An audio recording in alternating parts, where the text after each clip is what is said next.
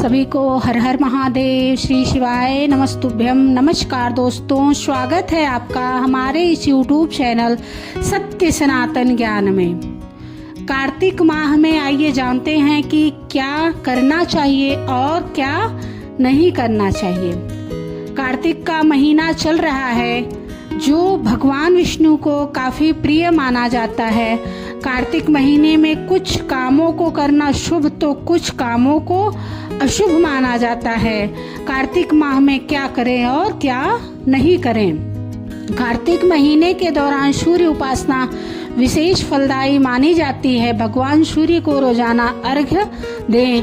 कार्तिक महीने में दान करना भी लाभकारी माना जाता है। इस महीने दीप दान का भी खास विधान है। दीप दान मंदिरों नदियों में भी किया जाता है। इस महीने ब्राह्मण भोजन, गौदान, तुलसी दान, आंवला दान तथा अन्न दान का विशेष महत्व बताया गया है। तुलसी जी भगवान विष्णु की प्रिया हैं। तुलसी की पूजा कर भक्त भगवान विष्णु को प्रसन्न कर सकते हैं।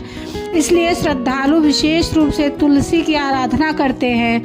तुलसी के पौधे का कार्तिक महीने में दान भी दिया जाता है। तुलसी के पौधे के पास सुबह शाम दीपक अवश्य जलाएं। कार्तिक महीने में दान, पूजा पाठ तथा स्नान का बहुत महत्व होता है तथा इसे कार्तिक स्नान की संज्ञा दी जाती है। स्नान सूर्योदय से पूर्व किया जाता है। स्नान कर पूजा पाठ को खास अहमियत दी जाती है। साथ ही देश की पवित्र नदियों में स्नान का खास महत्व होता है। इस दौरान घर की महिलाएं नदियों में ब्रह्म मुहूर्त में स्नान करती हैं। क्या नहीं करना चाहिए।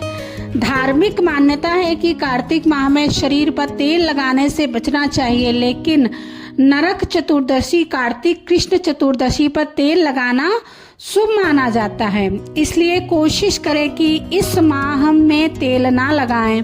इस महीने में उड़द, मूंग की दाल, मसूर की दाल, चना दाल, मटर, मांस, मंदिरा आदि का सेवन नहीं करना चाहिए। इसके अलावा कार्तिक माह में बैंगन और करेला खाना भी वर्जित माना गया है। कार्तिक माह में भगवान विष्णु के साथ तुलसी जी की पूजा करने का विधान है। इस पूरे मास तुलसी के पौधे की विधिवत पूजा करने से माँ लक्ष्मी हमेशा घर में वास करती हैं। जानते हैं कि तुलसी पूजा की विधि और मंत्र। माना जाता है कि भगवान विष्णु को तुलसी जी बेहद प्रिय हैं। इसी कारण कार्तिक मास में ही शालिग्राम के रूप में भगवान विष्णु और तुलसी का विवाह भी किया जाता है। इस मास में तुलसी जी की विधिवत पूजा करने से हर तरह के दुखों से छुटकारा मिल जाता है। इसके साथ ही काल मृत्यु का भय भी समाप्त हो जाता है। कैसे करें तुलसी पूजा। कार्तिक मास में रोजाना सुबह उठकर सभी कार्यों से निवृत्त होकर स्नान कर लें। इसके बाद साफ वस्त्र धारण करके एक लोटे में स्वच्छ जल भर लें। इसके बाद तुलसी की पौधे की जड़ में धीरे धीरे अर्पित कर इसके साथ ही तुलसी के गमले में स्वास्तिक का चिन्ह बना लें। आप चाहें तो रंगोली भी बना सकते हैं। आप पूजा आरंभ करें। सबसे पहले जल चढ़ाएं। इसके बाद तुलसी के पौधे पर फूल, माला, सिंदूर, अक्षत, चुनरी आदि चढ़ाएं। इसके बाद भोग लगाएं। घी का दीपक और धूप जलाकर इस मंत्र का जाप करें। श्रीम ह्रीम क्लीम ऐं वृंदावन्याय स्वाहा। अंत में विधिवत आरती कर लें। इस बात का ध्यान रखें कि रविवार के दिन तुलसी को ना छुएं। इस दिन तुलसी छूने से दोष लगता है। इस मंत्र का करें जाप। महाप्रसाद जननी सर्व सौभाग्यवर्धिनी आदि व्याधि हरा नित्यम तुलसी त्वं नमोस्तुते।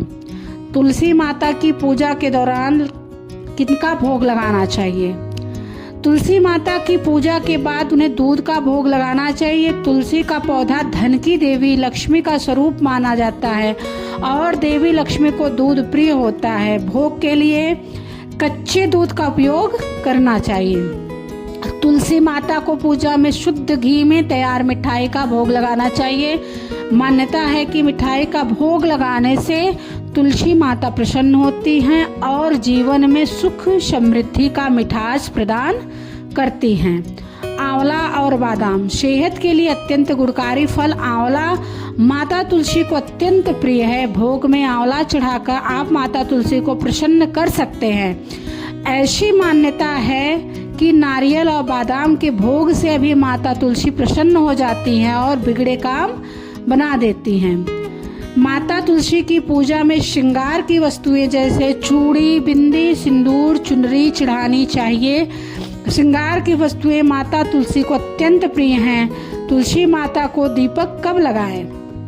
तुलसी माता को दीपक सूर्यास्त के बाद लगाना शुभ माना जाता है, खासकर शाम को 5-6 बजे के आसपास, जिससे घर में लक्ष्मी का आगमन होता है। हालांकि कुछ विशेष दिनों पर दीपक जलाने से बचना चाहिए, जैसे रविवार, चंद्र ग्रहण और सूर्य ग्रहण के दौरान। इसके अलावा दीपक में गाय के घी का या तिल के तेल का प्रयोग करना उचित होता है। सभी को कार्तिक मास की बहुत बहुत बधाई। माता तुलसी आप सबके घर में खूब खुशियां प्रदान करें। सभी को हर हर महादेव, श्री शिवाय नमस्तुभ्यम।